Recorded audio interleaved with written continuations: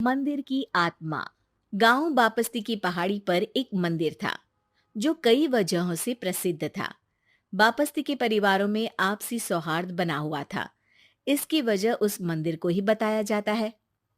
अरे ओ विमला, ये इस मंदिर की कहानी क्या है रे?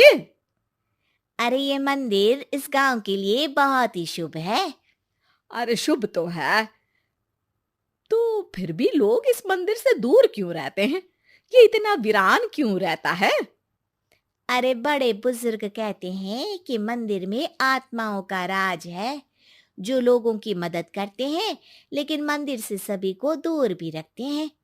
अरे ये कैसी आत्माएं हैं जो लोगों की मदद भी करते हैं और लोगों को मंदिर से दूर भी रखते हैं? अरे यही चलता आया है यहाँ पर, इसीलिए कोई कुछ बोलता नहीं।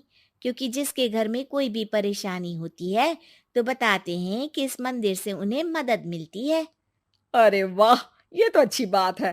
तभी इस गांव में इतनी खुशहाली दिखती है। तभी बाहर किसी की चीखने चिल्लाने की आवाज आती है। दोनों बाहर निकलती हैं तो देखती हैं कि गांव के एक बुजुर्ग रो रहे हैं क्योंकि शहर से उन्हें कोई बुरी खबर मिली है। अरे क्या हुआ चच्चा, रो क्यों रहे हो आप? हाँ चाचा, बताओ ना, हुआ क्या? अरे क्या बताऊं बेटे। मेरा बेटा शहर गया हुआ था कमाने, लेकिन आज खबर मिली है कि उसका एक्सीडेंट हो गया। वो अस्पताल में भर्ती है। अरे तो इसमें परेशान होने की क्या बात है चाचा। जाओ शहर और बेटे का इलाज करवाओ। हाँ चाचा, विमला सही कह रही है। आप शहर जाओ और इलाज करवाओ। अरे कैसे इलाज करवाऊं, अभी पैसे नहीं है और शहर के अस्पतालों में इलाज का खर्चा लाखों में आता है। अरे चाचा, भगवान पर भरोसा रखो, कहीं ना कहीं से मदद जरूर मिल जाएगी। बस आज का दिन कैसे भी काट लो। अरे अब तो बेटा थोड़ा समय काटना भी मुश्किल होता जा रहा है। देख कमला, तू ही समझा चाचा को। अरे पैसों का कहीं ना कहीं से इंतजाम तो जरूर हो जाएगा। अरे चच्चा, जब विमला कह रही है तो थोड़ा उस पर भी भरोसा रखो। चलो आपको घर छोड़कर आ जाती हूँ। उसके बाद कमला उन बुजुर्ग को लेकर चली जाती है और विमला मंदिर की ओर चली जाती है। विमला मंदिर की सीढ़ियों पर चढ़ते हुए दूर से नजर आती है। उसके बाद वो आंखों से ओझल हो जाती है। उसी रात उस बुजुर्ग के घर के बाहर एक थैला रखा हुआ मिला। बुजुर्ग उस थैले को देखते ही चौंक पड़ा क्योंकि उसमें 5 लाख रुपए रखे हुए थे। वो बुजुर्ग सुबह दौड़ा दौड़ा गांव के दूसरे बुजुर्गों के पास गया। और मंगल भाई सुनो, मेरे घर के बाहर ये पैसों से भरा बैग रखा हुआ मिला है। अरे किसका है ये भाई? अरे भैया, मुझे क्या पता। तभी उधर से कमला और विमला निकलती हैं। अरे बेटा सुन तो, देख ये क्या रखा हुआ था मेरे घर के सामने। कमला और विमला हैरानी से देखती हैं। अरे वाह, देख विमला, तूने कहा था ना कोई मदद जरूर करेगा। अरे भगवान सबकी मदद करते हैं। ये पैसों की मदद भी भगवान ने ही भेजी है।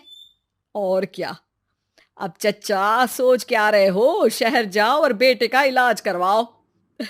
ठीक है बेटियों, जो तुम कहो। चलो निकलता हूँ शहर बेटे का इलाज करवाने के लिए। अरे विमला, एक बात तो बता, ये इन्हें मिले तो कैसे मिले पैसे? अरे मैं ना कहती थी कि ये मंदिर सबकी मुसीबतों में मदद भेजता है।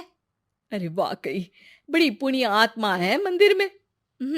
सो तो है, लेकिन उनके बारे में लोगों को कम ही पता है। अच्छा, और तुम्हें क्या पता है? अ, जितना पता था वो तो बता दिया। ना रे ना, मैं नहीं मानती। तू कुछ तो छिपा रही है। अरे कुछ ना छिपा रही, जो पता था वो बता दिया। मंदिर से लोगों को मदद मिलती है, बस इतना ही पता है। ठीक है बाबा, अब नहीं पूछूंगी। इसके बाद उसी रात कमला चुपचाप अपने कमरे से निकलती है और मंदिर की ओर चल पड़ती है। कमला धीरे धीरे मंदिर के दरवाजे पर पहुंचती है। अंदर से हल्की हल्की रोशनी आ रही थी। इसके बाद जो वो देखती है वो हैरान रह जाती है। कमला इसके बाद तेजी से वापस लौट आती है। दूसरे दिन सुबह सुबह। अरे विमला, तू तो छिपी रुस्तम निकली। है? ऐसा क्या छिपा लिया मैंने? अरे तूने तो भनक ही नहीं लगने दी और चाचा की मदद भी कर दी। हैं? ये क्या कह रही हो? ऐसा कैसे कह सकती हो तुम? मैंने कोई मदद वदद नहीं की। अरे सब पता है मुझे, कल रात मैं गई थी मंदिर। तो क्या देखा? अरे तुम्हारा पति और कुछ लोग वहां दिखे। बोरियों में नोट भरे हुए थे और सभी नोट गिनने में लगे हुए थे। तो तुम्हें क्या लगा? वो क्या कर रहे थे? अरे मैं समझ गई कि वो लोग कहीं से डकैती कर पैसे लेकर यहाँ मंदिर के पीछे छिपाते हैं। अब जब तुम जान ही गई हो तो बता देती हूँ, लेकिन ये बात किसी को पता नहीं लगनी चाहिए। मेरे पति डकैती नहीं डालते हैं, बस उन लोगों से पैसे छीनते हैं जिन्होंने गलत तरीके से पैसे बनाए हैं। और फिर लोगों की मदद करते हैं। यही है वो पुण्य आत्माएं जो लोगों को मदद पहुंचाती है। अब समझी?